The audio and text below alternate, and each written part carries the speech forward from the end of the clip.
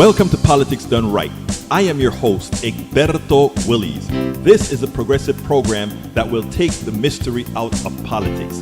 This is the program that will encourage you to make sure government becomes we the people. Whether you are liberal, progressive, conservative, or otherwise, you get to air your point of view. We are an independent media outlet that, unlike mainstream media beholden to corporations, we only owe allegiance to you. Remember, you can also send me a tweet at EGBERTOWILLIES. That is at Egberto Willies. Let us engage. It is Politics Done Right.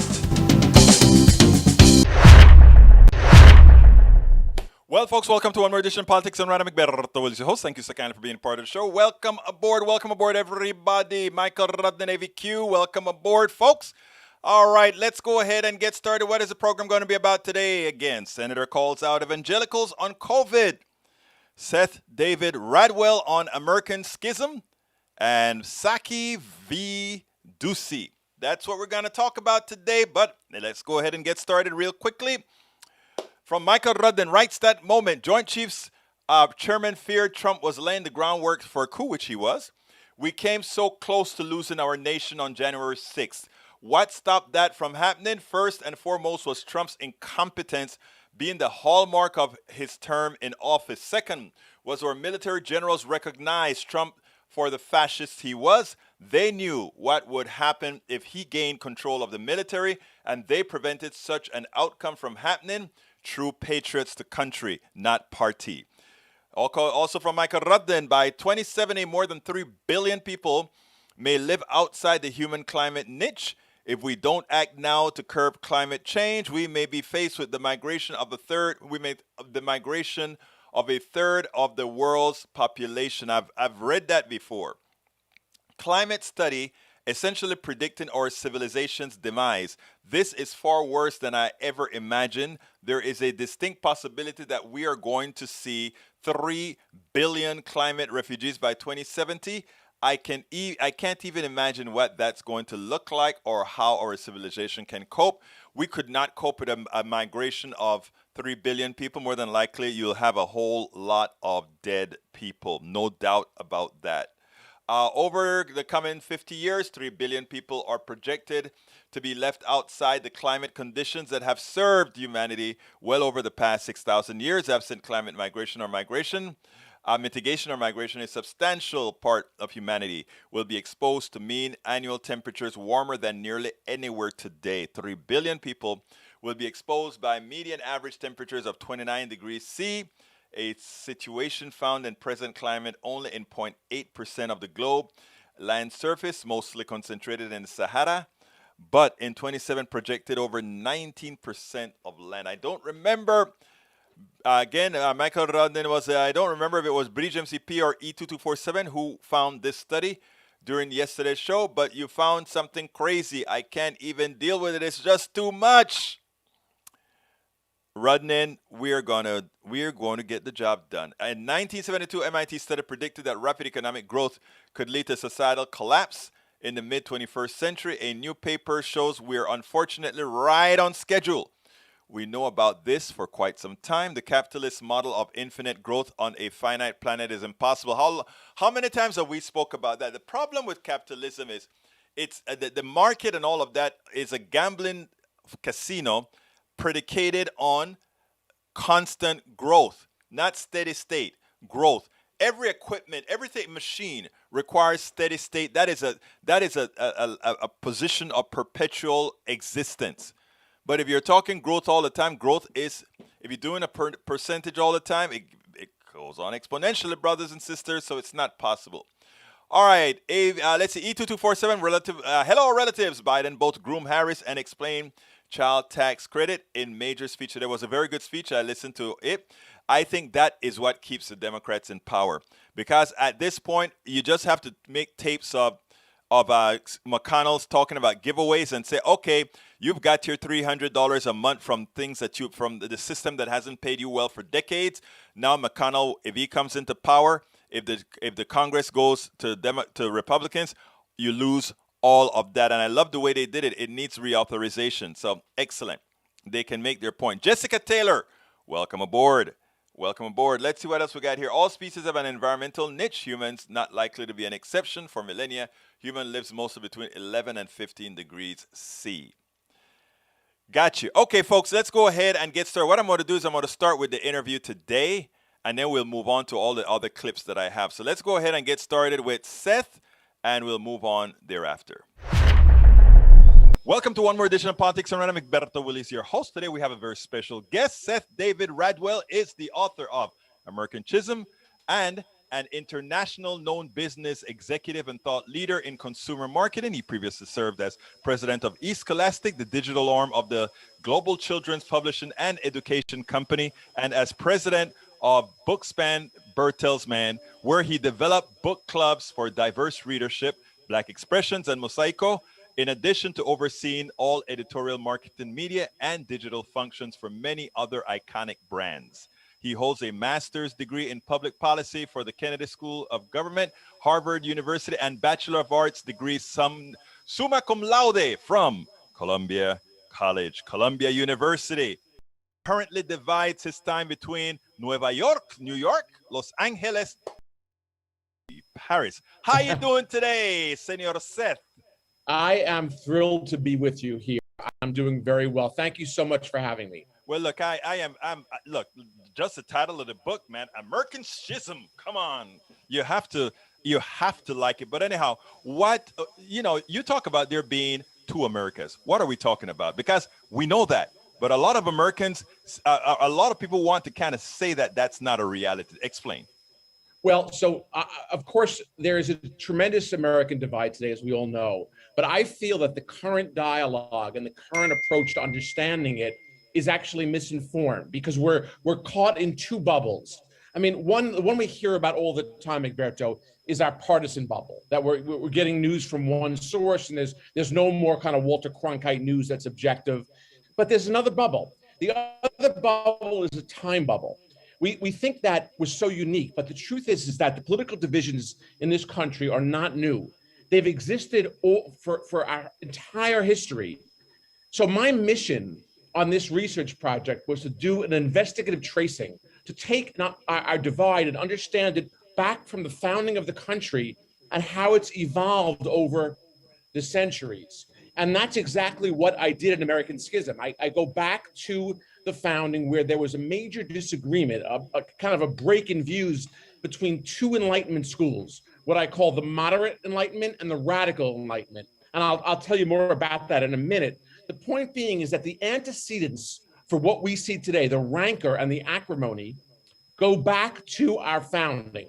And unless we understand their chronological history and their evolution, we're not going to be able to make progress at getting to solutions. And I'm so glad to hear somebody say that. Our problems are all that makes up what makes America began at the beginning. Oh, great. We just realized that all this began at the beginning. Now, you said something interesting. You said the Declaration of Independence was radical, but yes, the Constitution was moderate. Now, here's the deal. I agree with that. I wonder if I agree with it for the same reason you do. So explain.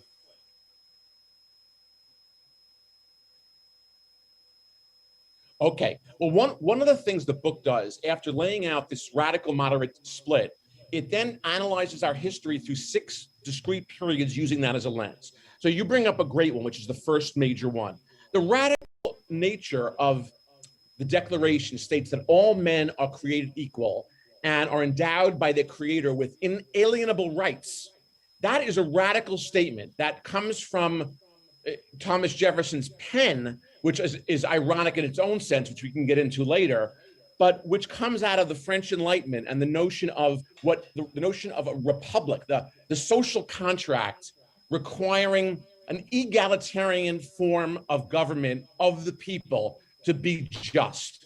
So there are two main differences with the radicals and the moderates to make it easy. One is that the radicals believed in an egalitarian representative democracy as the sole legitimate form of government.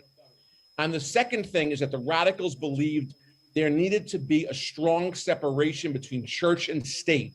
They documented how the church for centuries had colluded with the monarchy to keep the people oppressed. Whereas the moderates, people like Alexander Hamilton and John Adams, were very much aristocratic Republicans. So that's the crux of the difference. So to answer your question, the Declaration is quite radical. So what happened between 1776 and 1787? The entire chapter of American Schism. Why was it that all of a sudden that things became so moderate and we had a compromise to keep the Southern colonies involved and do crazy things like what would seem absurd today, like calling African Americans 3/5 of a person? How did we make those compromises? And the answer to that question is that declaring independence from Britain and stating bold ideals is one thing. Building a country with real solutions and a complex system of government had the ability to raise taxes, pay for the war, develop a foreign policy, all of that complexity. As we say, the devil is in the details. That complexity required an incredible amount of what's today a dirty word, compromise. And so James Madison and many others literally compromised between what became the Federalists and the Republicans on these two alternate models. And we ended up with a compromise that of course was, as Lincoln has told us almost 100 years later, didn't do justice to the creed of the Declaration. Remember, he said our work is not done, but it was a first attempt, and it was certainly better than the Articles of Confederation. In summary, to answer your question, I think there was a need for practical solutions that required compromise. And so people that were problem solvers, geniuses like Alexander Hamilton, who could run the country, they put solutions in place that would actually work. Now, when does compromise become capitulation? That is one of the most incredible questions. And I'm so glad you brought that up, because clearly, if you look at our history, we have examples when compromise has really worked. And I could talk about one that's really very, very important right now. But in the case of African Americans and Native Americans, I would say compromises have really fell short. Those are some of the areas where, what American Schism does after going through this history, it boils down the key questions that are really foundational from all the stuff you hear today to three things. And one of them is, do we truly believe in a government bottom up of the people? And if the answer to that question is yes, and by the way, I think there are many people in the Republican What do you Party think the answer? Wait, what do you think the answer is? I think it's the only form of government that's epistemologically superior. What do I mean by that? It's a form of government where we can learn. In other words, in an autocracy, which of course the world is moving towards, decisions are handed down from above, and people have to live with it. But the radical enlighteners, especially the French radical enlighteners, understood that the true meaning of the Enlightenment was the capacity of the individual and the education of the individual. Democracy is the only form of government that allows humans to use their God-given capacities of empirical observation and reason to come to solutions. So it is a superior form. I want to stop you in a second here, because and this may be part of your book, maybe not a part of your book, because I think, first of all, I think this discussion is actually great. We talk about the problems beginning from the inception of the country, from the founding of the country, radicalism versus moderate, etc. And I asked you the question as far as when does compromise become capitulation? Because as you rightly pointed out, that as far as natives are concerned, as far as blacks are concerned, as far as Chinese is concerned, everybody could make a compromise on the lives of those. That's where compromise were made. The question I think it's essential for us to ask is, isn't it then maybe the hypocrisy of the initial that allows us to be where we're at today? True or false? That's a tough one. I would say false in the following sense. There's always hypocrisy, so I'm not denying that. But what I'm trying to do in the American Schism, Humberto, is take a longer term perspective, a longitudinal. So let me throw out a couple of stats. And 200 years ago, life expectancy on the planet was 31 years. Now it's over 70. 200 years ago, 1 in 5 children died before the age of 5. Today, almost all survive. 200 years ago, 4/5 of the world lived in extreme poverty. Today, 1/5 of the world does. So we, over the past 200 years, thanks to our endowment of the Enlightenment, of science and reason, we have made more progress in human prosperity than in the prior 2000. So over the long haul, we've made tremendous progress. Now, that doesn't mean that everything is great and there are parts of society that have really not been treated, that have been oppressed for a long time. But I think the point is we can't give up on our, there's this notion today, Egberto, which drives me crazy, of everyone having their own truth. Like as if not, yeah, right. Yeah, there's such a thing as objective truth. And unless we embrace it, and the US, the country has been built on disagreements. We can disagree as long as we're having a rational argument based on facts and truth. And that's what made me write this book and leave my business career put it on hiatus, if you will, was I could not tolerate, it was bad enough to tolerate how our political discourse had collapsed, but I couldn't tolerate the assault on truth, how objective truth has disappeared. And so I'm trying to bring this back to your question, because I think there's been hypocrisy, there's been compromises, but over the long haul, we have made progress. And what drives me crazy about the right, or the far right for sure, and other elements of the established right, is this notion of spreading what are basically lies, of not believing in facts. Okay, and that, one of the great examples is, we've counted the vote in Arizona 19 times. Do we have to count it again? That's what I call, I reject that approach because it's denying the facts. And I have debates with people all the time on both sides of the aisle, and I'm happy to discuss issues. But as soon as they start, I always say we can agree on interpretation. We have to agree on the facts. We can disagree on the interpretation of the data. That's fine. But there's a big difference between that. And so the American Schism is trying to show how today the dialogue in America is held hostage to this identity politics where so many people feel imprisoned by their own self-imposed mobs. They're afraid to say anything. And the left bears some responsibility for that too, which I point out in the book. But so there have been hypocrisies, but we've made enormous progress. And I can give you one of the things American Schism does is go through examples like the Progressive Party and the Progressive Era of the 19th century, or certainly the Civil Rights Movement. But there have been many times, what the book really ends up showing is that there's this pendulum swing. We tend to make progress, like radical reconstruction. We had an incredible opportunity as you know, I'm sure you know. Yeah, 1865, yeah.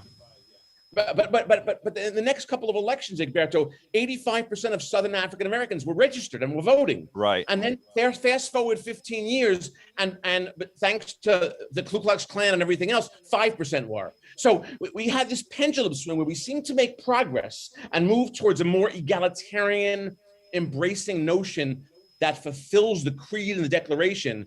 And then almost like every force has an equal and opposite reaction, we have like a pushback. And I argue, go ahead. In engineering, what we have this stuff known as a steady state error, and that's where you keep getting those swings. In other words, it never coalesces to the mean; it just keeps swinging around the mean. So that is sort of a thing that occurs in science as well. So it never coalesces to where it should, but it keeps going back and forth. Anyhow, let's go ahead and talk a little bit about economy. You says, how has the economy shaped the ideas and beliefs of the American on both sides of the divide? Because I want to tackle that a little bit with regards to your book. Well, so it's the social and political analysis, if you will, of these two different sides and how they fought with each other and contended cannot be looked at without understanding the economics behind it. They're fundamental. From the form of, Jefferson's original notion of an agrarian economy that was this idyllic vision that he had, to what happened. For example, I mentioned the Progressive Era. The amazing coalition of the Farmers Alliance, which were Southerners that were incredibly mistreated by the economic system of the US that related to the dollar, the greenback policy, and various things. But they ended up making a coalition in some ways with Northerners who were oppressed workers, immigrants. Most of that entire movement, which led to huge change, was economic. It came out of economic need. So my point being is that for every one of the vignettes that I go through in American Schism, you have to portray the economic issues at hand. If you fast forward till today, I would argue that I mentioned before that the French radicals talked about this collusion between the monarchy and the church. We've had a collusion in this country since Billy Graham between the Conservative Party and evangelicalism. Yeah. It's a similar collusion where, for economic reasons, conservatives hold their nose and get on board for their own self-interest. At this point, we're for all intents and purposes, we're a plutocracy run by the rich, right? So they get on board with evangelicals because, ask yourself this question, Egberto. How did Donald Trump get all those 81 million people to vote against their self-interest by supporting the tax plan, which of course benefited his tax plan? He actually said it at the signing. He said to his colleagues, his business colleagues who were there, this is going to make you guys quite rich. And people vote for him. My point being is that there's been a collusion going on between elements of the evangelical church in America and the conservative business movement for quite a while. And I have nothing against faith or religion, but what I do think is not viable with a democracy is when religion or a certain religion takes hostage certain political actors for their own benefits. And that's what's described in the third part of the book in great detail. I mean, and that is understandable. Look, let me tell you how I talk about it a whole lot. I talk about it being an illness, right? Because I mean, you just said it perfectly. How do you vote against your own interests? Because you don't know. You don't naturally do these things. I mean, a lot of people like to use a lot of the isms, right? The racism, the sexisms, and all of that. That is true. But you know what I've seen? I tell you what, and I don't know how you feel about this. So getting away a little bit from the book here. When Obama got elected, I said to a lot of folks in my show, it proved my point that there is a limit. There is a limit where the isms don't matter. I gave folks an example of when Obama's people were campaigning in Pennsylvania. A guy went up to a house and said, "Hey, we are here to canvass. Who are you voting for?" And the wife turns around to the guy. I don't know why she thought she had to do that, but she turned around to the guy and said, "Honey, who are we voting for?" And he turns around and he says, "We are voting for the N guy." You get my point. And the point being, at that point, his economic necessities, went above his racism. Right. That he did that. And I've always said that in America, we're not, we will reach the point eventually where the right will not be successful in doing this, because eventually people's personal economy will supersede all their isms. Well, I hope so. But if you look at the example in the rest of the world in terms of autocracy on the march, I'm not so sure. I mean, I don't want to get, again, too far off the scope, but what's going on in China is amazing. And in the sense that because the economic benefits overall are so great and everybody's rising, right, they're allowing more and more autocracy. I mean, it's becoming a more oppressive system in many ways, but economically it's not. See, it's a tricky thing. I am personally very concerned, and I know you are because I've read some of your stuff about this assault on the. I think we have to reestablish what I say: fight unreason with reason. We have to reclaim our discourse. There is an assault on truth going on in this country now that is so powerful. That is what, of course, the Russians embraced a while ago in terms of disinformation, but it's now been embraced by certain parts of the Republican Party. But Seth, let me stop you. That's the importance of your book. Because remember what I just said, right? What I just said is, I think in the long run, people are going to be like that guy with Obama. But what's going to give them the impetus to do that are people like yourself, your book, having the baseline. I always talk to people about planting seeds, not wanting them to change today, Right. but That's planting right. seeds so that when the time comes, they will have that building block on which to change. So I love that you said that, Igberto, because here's why. So most of my career has been in business. I do have a master's degree in policy, but I built many companies, and I took a hiatus because I couldn't. Most of my personal and business network, whether it was left or right, they didn't want to talk about politics anymore. They felt it was a third rail, and they do what I call put their head in the sand.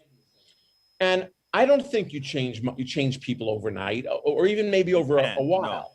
No. But I think you cannot avoid discussing in a rational way and respectful way issues, especially with the young, because young people cannot take democracy for granted. So I wrote this book to start this movement bottom up of fighting unreason with reason. I think we have to reclaim our democracy, because without objective truth and rational debate, a democracy is doomed. I agree with you 100%. Now we're at time 20 right now, but I have some more questions I want to ask you. So we're going to go a little bit over. Okay. As far as why do you think? Let me put it this way. I was surprised that Donald Trump got 75 million votes. In other words, if we had kept Hillary Clinton's level of, if we didn't go on over, when I say we, I'm talking about progressives and Democrats, had overperformed at 81 million, that 75 million that Trump got was even more than what Hillary Clinton got, beating him by 3 million. That's right. How do you explain that? So there's a chapter in the book that, remember I told you about this pendulum back and forth? Right. In some ways, it looks at the Trump era as a pendulum pushed back from the Obama era. But Trump was a master demagogue. And if you look across history, what demagogues do is they figure out how to push buttons that incite rage and fear. I mean, this is not, this has been going on with demagogues for history. Trump was a master at that. Now, he didn't create the rage. That had been building for years. And the book talks about that as well. But he was a master of unleashing it, unleashing the rage. And that's why he develops a cult-like following. So the answer to your question is, he's created a whole movement that denies truth. Let me give you an example. I was sitting downstairs with one of my neighbors who I hadn't seen in a while because I was away. And I was talking to him and I said, I just got the vaccine. That's why I'm traveling again. I'm really comfortable. And I said to him, what about you? Did you get vaccinated? And he said to me, are you kidding me? I'm not going to get that vaccine. Right. Now, I'm not saying that there are some good reasons maybe people don't want to get vaccinated, but his one sentence, he showed me that he was part of this cult of denying that we have a virus that claimed how many American lives? 600,000? Over 606,000. Okay. So like, that's what I mean about living in reality. What I call, in the book, I call it this lay postmodernism. The foundation of the Enlightenment was all about objective truth. And then that was the prevalent model of the world until 50 years ago, when the Reconstruction postmodern movement said everything is relative. And now that's translated into everyone can have their own truth. No, that's not true. What the postmodern movement really wanted to do was bring other perspectives into the conversation, because so much of our history was written by white men. So the intent was to bring other viewpoints in, which is fundamental, but that doesn't mean that objective truth doesn't exist. So we've gone way too far. I mean, I believe that fixing this is going to take time, but it has to do with things like civic education, which is required for democracy. That is where I was going to next. I was going to say we need to close out with you giving us an example of, because there's a whole lot to the book. What we want to do, we want people to go out there and get the book, but give us a little bit of things that you think that people would love to hear. Say, hey, there is a solution to all of this. Okay, great. So let me give you a couple examples. There's two solutions I'll give you that are in the book in the third part. One is structural, and one is more of an investment. The structural one is easy. The way our system works, we are captive by two parties that run the show, and they're a monopoly. And we can't have other candidates in because every time they're a spoiler, they take votes from one. There's a thing called ranked choice voting, where there could be 6 or 7 platforms out there, and voters are allowed to rank them in order of preference. So as soon as some of the lower ones drop out, their votes get reallocated. And all of a sudden, third parties are not spoilers. This is a structural thing that has been shown to it's more democratic in many ways. So that's a structural thing that I go into in some detail in the book. One which less structural and more about priorities. We as a society in America spend an amazing amount of time and wealth managing our money and our investment in financial assets. We don't nearly invest as much time and attention to our human capital.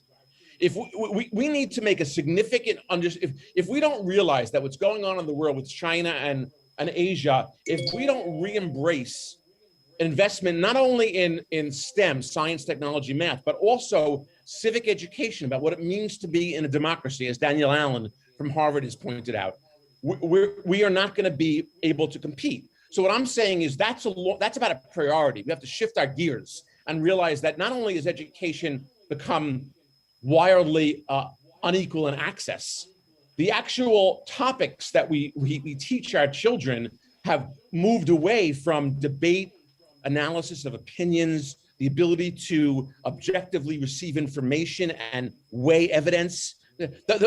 That's what you need for a democracy. I think you're summing it all up when you say what we probably need to start doing again is teaching critical thinking, how people can actually learn about critical thinking. Now, Seth, last question that I always ask is, what would you have liked me to, first of all, in 10 seconds, tell people why they should get your book, and then in 30 seconds, please go ahead and tell me what I should have asked you that I didn't in 20 seconds. So people should get the book because I think the unique part of the book is this historical tracing that shows that even though we seem like we're so divided today, the divisions are not new. There's a real history that unless we understand and embrace, we're going to have trouble making a difference today, which is breaking out of our time bubble. The question that I wish you would have asked me is, or I wanted to discuss more, is why is it that through social media or through other forms of communication, our dialogue has become so rancorous, whereas, that my data show that 70% of Americans reject both the extreme left and right and believe we have more in common. Why doesn't that come out? And the answer is, we are now, the human species over millennia of evolution have these amygdala-driven knee-jerk reactions based on fear and anger, and those things are important. They get endorphins going. If Egberto, we all know this because if you're in a sports arena, we know how good it feels to be with the in-group and attack the out-group. It feels wonderful. That's a wonderful thing for a football game. It's no way to conduct public policy. And so that when I say our entire approach to this Twitter storm is wrong and it's misguided, and we have to say enough. And I'm calling on my professional colleagues with Fight Unreason with Reason to embrace American Schism as a platform of rejecting the dialogue today and starting it fresh. Seth David Radwell, author of American Schism, thank you so kindly for having been on Politics Done Right. Egberto, it's been such a pleasure, and I'd be happy to come back with you again. Thank you so much. Thank you. And we will definitely have him back. That was, I love Seth. Seth is always vibrant. He's exciting. And, he has it down right. Thank you, Bridge, for reminding me that I need to do it. Yes, folks, please, if you are on YouTube, please click that join button right now and become a member of our team, a member of the PDR Posse. And while you're at it, why not get the cup designed by Bridge MCP, the leader of our PDR Posse? Just go ahead and get the link that I just put in there. If you don't see a join me button, or if you're not on YouTube, or if you're on one of the other platforms, go to politicsdoneright.com/YouTube, politicsdoneright.com/YouTube. We need 1,000 members there, and we need 1,000 members at politicsdoneright.com/Patreon. Patreon is spelled Patreon for our podcast listeners. Patreon, politicsdoneright.com/Patreon. You can also support us, of course, with PayPal, politicsdoneright.com/PayPal, politicsdoneright.com/PayPal. Here are the mugs on the screen. Of course, I always forget to put that on right away. But anyhow, folks, you can also support us by going to our store, shopping at our store, get our books at our store, our T-shirts, all that good stuff. Anybody who buy the books at our stores, of course, we send them a bumper sticker and all that, and a signed autographed copy of the book. Now, if you rather get the books at Amazon or you rather get the audiobook or any one of those, please go ahead and go to politicsdoneright.com/books, politicsdoneright.com/books. Thank you so kindly for your support. Okay, let's go ahead and continue getting busy. Look, Fox News got, our good old Psaki did it again. Check this out, and then we'll take it on the other side. I so love Steve Doocy. Steve Doocy comes to the press room every day at the White House. He's trying to embarrass the president. He's trying to Jen Psaki, our pretty darn good press secretary, every time. And he uses Fox News's talking points. And I love it. And the reason I love it is that we know that a lot of our narrative isn't necessarily carried by Fox News. But when Steve Doocy is doing his thing, we know that it's carried. So he opens the door with the silly questions, and then Jen Psaki gets a chance to whack-a-mole them with a new audience, the Fox News audience. Thank you so kindly, Jen Psaki. But not only that, you give those of us who are independent journalists and bloggers to amplify what Steve Doocy is doing, and in the process, allowing that message to go out. So let's take a look again at Steve Doocy making yet another attempt to what I call to be whack-a-mole.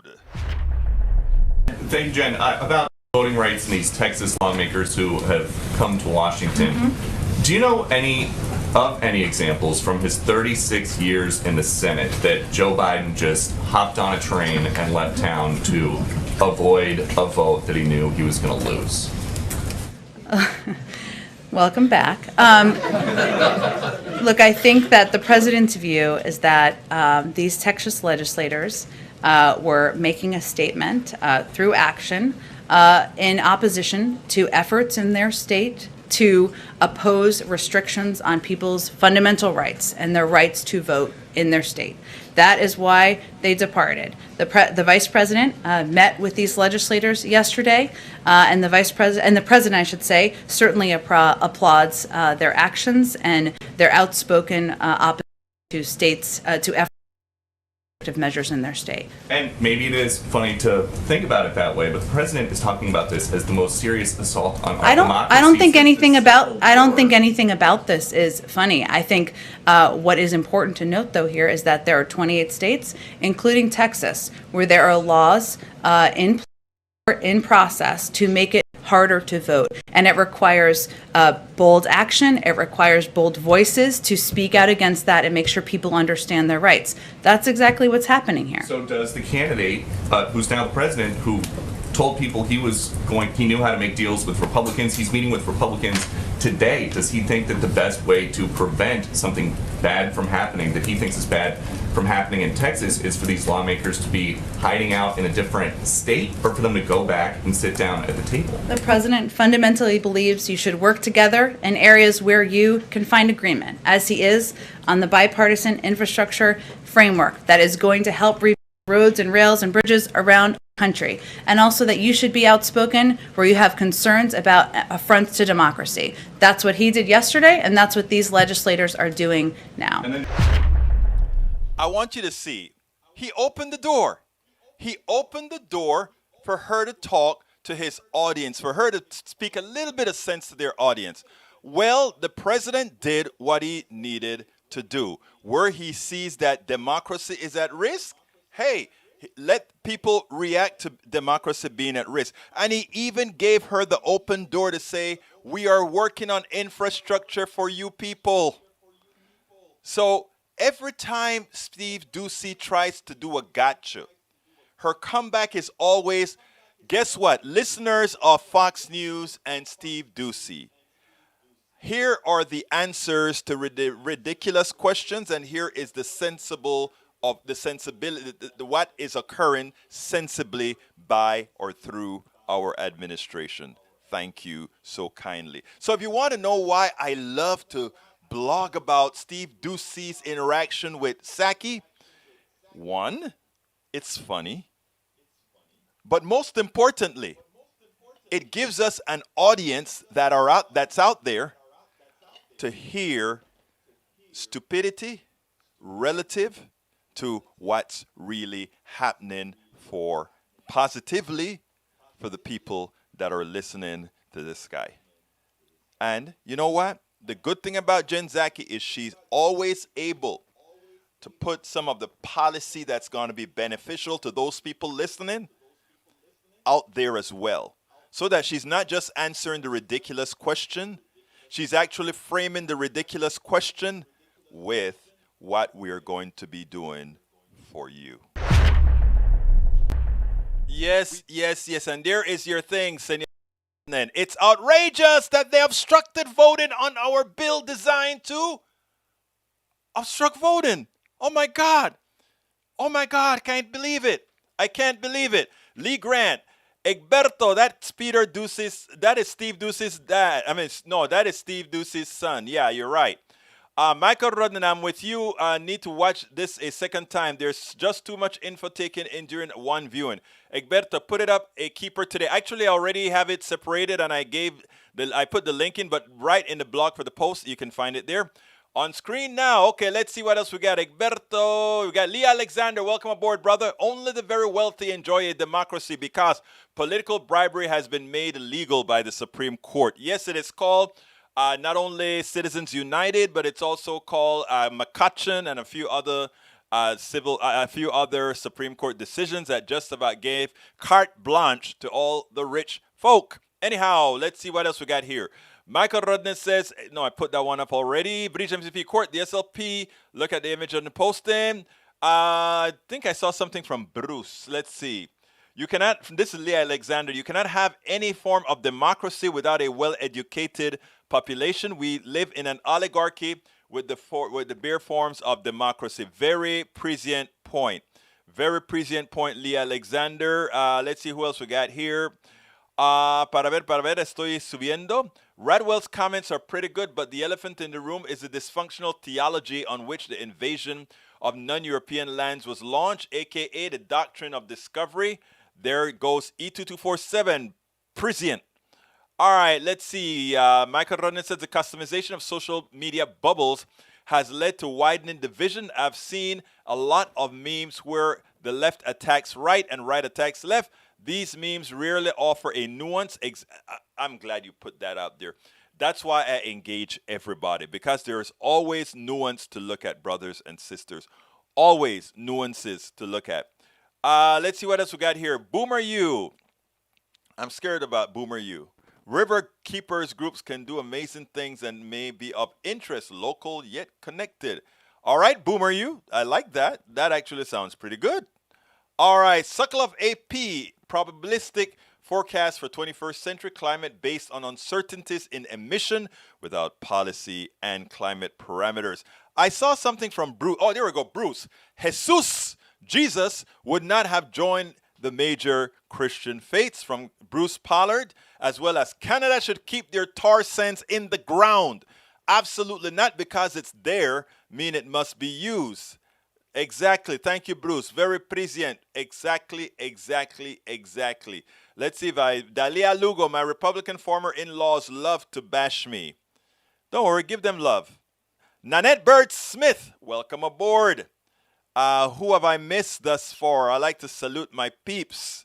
Paul Fleming from ATL. Bienvenido, hermano. ¿Cómo estás? And let's see, May Wood. Haven't seen you in a couple of days, May. We also have coming down.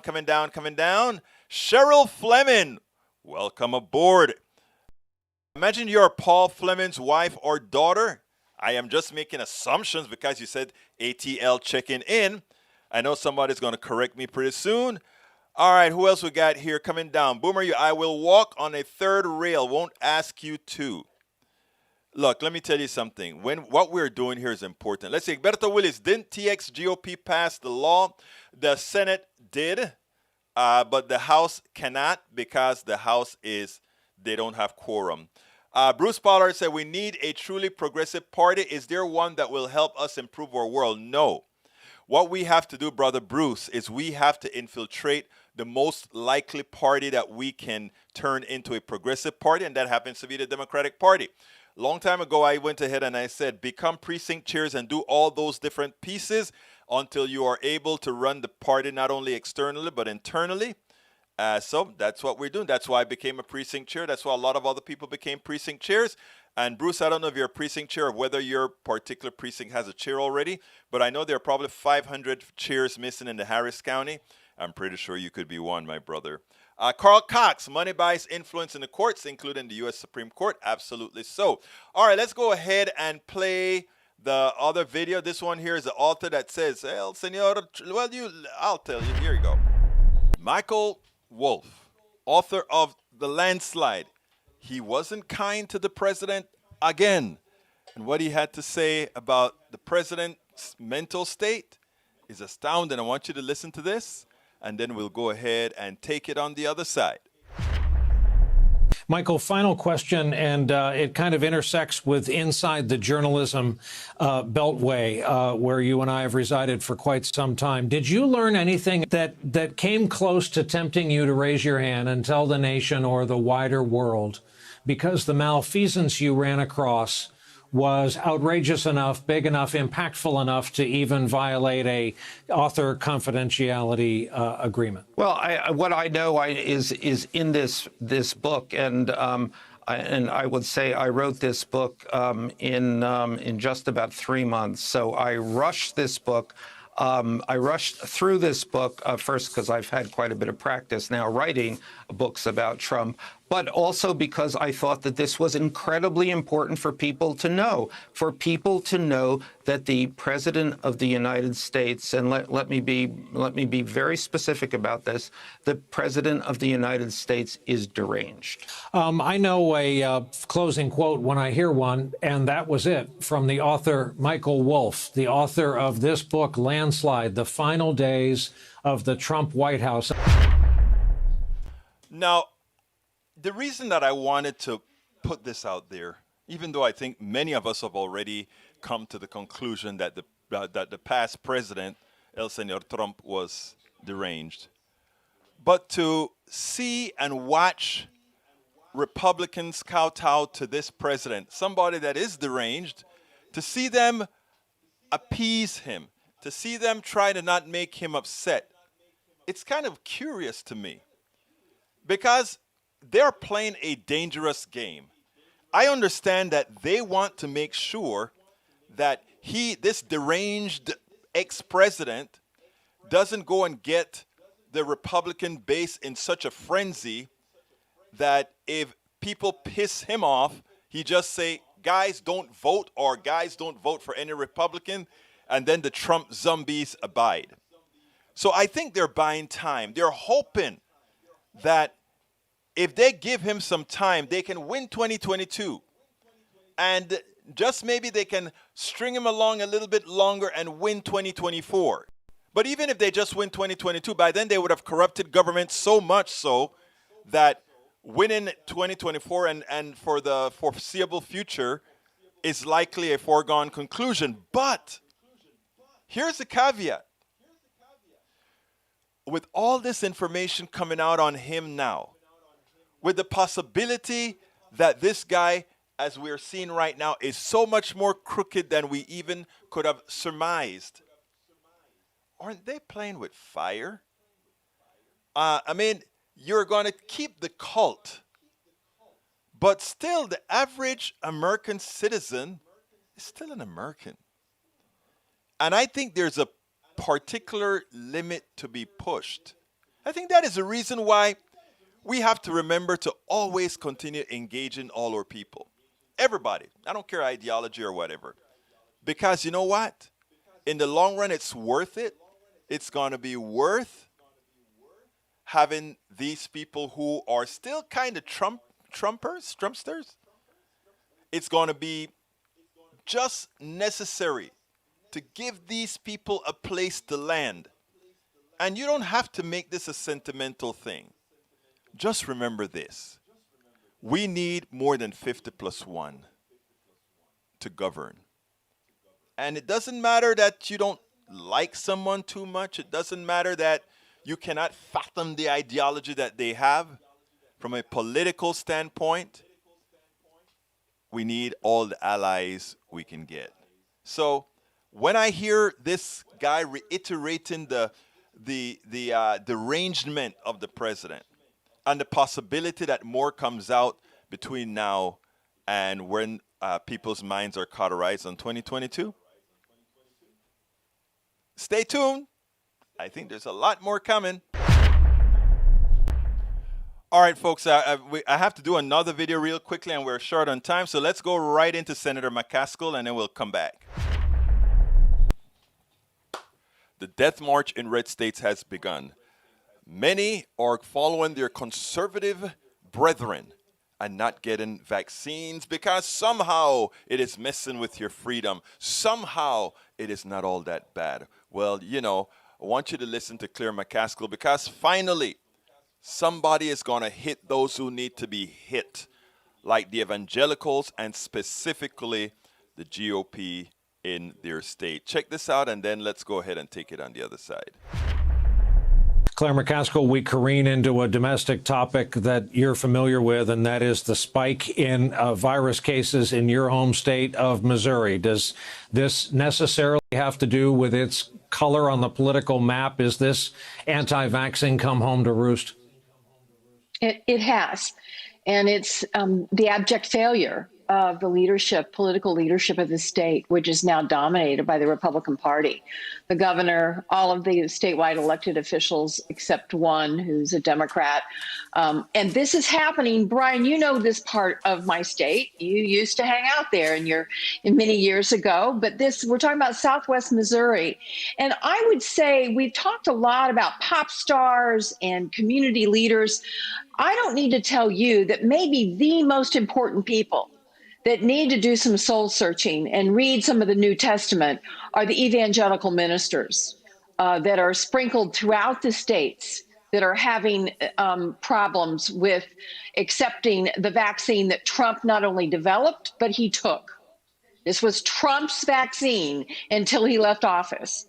And if we don't get beyond the political issue and get to the health and the safety issue, we have more people in ICU units in the hospital now in Missouri than we had a year ago. And that is primarily because of the failure of the Republicans in this state to take it seriously. And I think the failure of evangelical ministers in rural Missouri, that they are failing the people that come to them for spiritual guidance. They should be helping them talk to their doctors, find doctors, and do the right thing and take the vaccine. It's heartbreaking to see how many people are in ICU units right now that don't need to be. Yes, it's a shame. And here's the headline, NPR. COVID cases in parts of Missouri and Arkansas surged to levels not seen since winter. In other words, these red states will be ensuring that the same kind of sickness we saw in hospitals, maybe not deaths because we've learned how to control the virus a little bit better, but trust me, the expense, the cost to people's lives is going to be horrendous, all in red states because we have a Republican Party, a conservative movement that is intent. You can't say it any better. They're intent of killing those in their party who don't think on their own. Because I can guarantee you, every single one of those people on TV, from Tucker Carlson to Donald Trump, to all these evangelical leaders, I can guarantee you they're vaccinated, but they have ulterior motives. Maybe they want to get rid of those folks who they believe don't really matter. Think about that. What is in it for them? Tom Hartman yesterday said or in one of his papers recently, he said it's more than a death wish. He believes that this is a cynical way to try to prevent the economy from really recovering, and somehow then accusing Biden's administration for the issue. I think it's deeper than that. I think this is severe, utter evil. Absolutely. So anyhow, folks, let's see. Maywood says, Michael running, yes, but he's asking about a progressive party, not a liberal party. We need to turn what we call a liberal party, the Democratic Party, which isn't all that liberal, into a progressive party because the structures are already there, in my humble opinion. I don't think we can start from scratch and for the speed that we need to get things done. Just my opinion. I could be wrong, but I tell folks, if you have a better way, do it. I'll be on board. You have a better way, you do it. I'll be on board. The country is being, from British MCP, the country is basically now being fractured into vaccinated and infected, not vaccinated and unvaccinated. Oh, I love that. I love that play with words, British. That is perfect. Because you're either going to be vaccinated or you're going to be infected. I love that. McCaskill is just another conservative corporate Democrat. Look, but you know what? She's from Missouri. I give folks like even Manchin and her, I give them sort of a pass, because once they vote the way we want them to vote, then they are going to lose the next election. And, I think it's time for many of them to sacrifice for the will of the people. Egberto wants to push Democrats left. We are trying that too. I would prefer a diversity of strategies, including electing independents to local offices. Brother, I'm with you. I am for all these, what I always talk about, how you handle viruses from different directions. I am with you, brother. I'm with you. Do it. Do it. Do it. Get it done. Boomer, Chesty Puller had opinions about today and wasn't a prophet. Let's see, we got to hold Democratic Party accountable to live up to its promises. Absolutely so. Courtney, the SLP, says, I can't get down with McCaskill. She is no longer in office. What is her excuse? We'll talk about that another time. Maywood, progressives can be conservatives and liberals and not necessarily progressive. Yeah, but we want progressives that are progressive, right? Right, May? I think that's... I think you're saying that, be careful what you wish for. Anyhow, we got to get out of here. So, folks, please remember, click that join button if you are on YouTube. Become a part of our team. If you're not on YouTube, if you're on some other network, please go to politicsandright.com/YouTube, politicsandright.com/YouTube. Alternatively, please remember to go to politicsandright.com/Patreon, politicsandright.com/Patreon. Patreon is spelled Patreon, politicsandright.com/Patreon. Please support our store at politicsandright.com/store, politicsandright.com/store. You can also support us via politicsandright.com/PayPal, politicsandright.com. Whoops, let me screen that up here. politicsandright.com/PayPal. And lastly, but not least, please get our books at politicsandright.com/books, politicsandright.com/books. My name is Egberto Willies. This is Politics Done Right. And you guys know how I end this, baby. I am what? What am I again? Out!